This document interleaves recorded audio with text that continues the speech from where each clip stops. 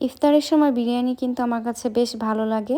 তো এদিন হচ্ছে আমার ননদ চিকেন বিরিয়ানি করেছিল বিকেলে, খুবই সিম্পল ভাবে করেছিল।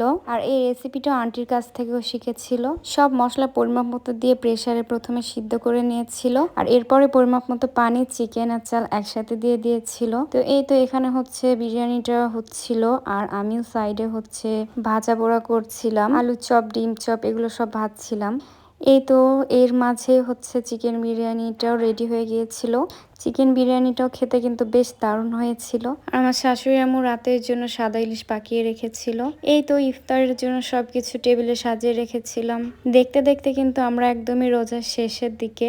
আর এই দিন হচ্ছে ভাইয়াও বাহির থেকে চিকেন ফ্রাই, কাবাব এগুলো নিয়ে এসেছিল, আর সাথে হচ্ছে ফালুদাও ছিল। তো এই তো আজকের ভিডিওটা এখানেই শেষ করছি। সবাই ভালো থাকবা, সুস্থ থাকবা, আর আমার জন্য অনেক দোয়া করবা।